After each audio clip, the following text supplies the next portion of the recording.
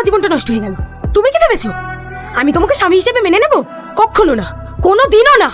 তুমি আমাকে ভুল তুমি কি ভেবেছো এই বিয়ে আমি নিজের ইচ্ছা করেছি? না, এই বিয়ে আমি পরিবারের চাপে করেছি। আমি তোমার সাথে কোনোদিনও সংসার করবো না। তুমি দিদির সাথে সাথে আমার জীবনটাও শেষ করে দিলে। ঠিক আছে, তুমি কি চাও? মুক্তি, মুক্তি চাই।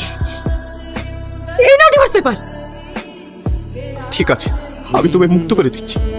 এক মিনিট, তুমি এভাবে ডিভোর্স করে দিলে তো আব্বা মা আমাকে দোষী ভাববে। এভাবে নয়। বেশ, ঠিক আছে, একদিন আমি সব ভুল নিজের ঘাড়ে নিয়ে তোমাকে আমি মুক্ত করে দেব। ভয় নেই, তোমাকে আমি স্পর্শ করব।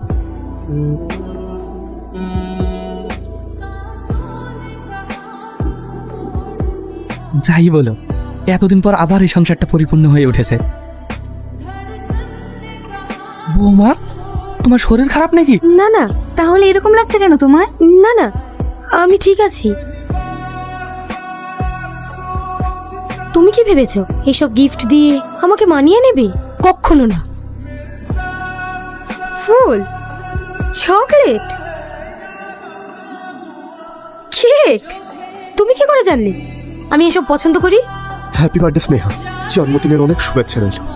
তোমার দিদির মুখ থেকে শুনেছিলাম তুমি এগুলো পছন্দ করো। যদি কোনো ভুল করে থাকি, আই এম সো সরি। দেখ দেখ কে আসছে। শালা, জীবন তো এখন ওর। একটা বউ মরতে মরতে আরেকটা বিকেলে চলে এসছে।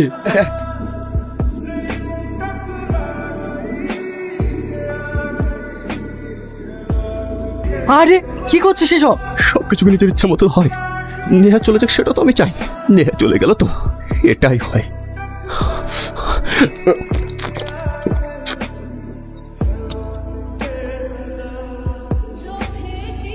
তোমাকে বলেছিলাম না তুমি খুব অল্প দিনে মুক্তি পেয়ে যাবা।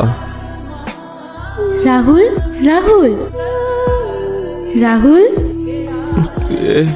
এসো নেহা, এসো,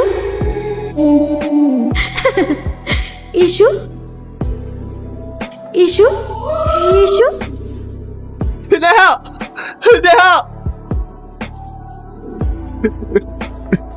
তুমি আবার আমাকে ছেড়ে চলে গেলে নেহা। তুমি বিশ্বাস করো, আমি তোমাকে ছাড়া ভালো নেই। জানো নেহা, আমাকে সবাই ভুল বলছে। তুমি বিশ্বাস করো, আমি তোমার বোনের জীবন নষ্ট করিনি।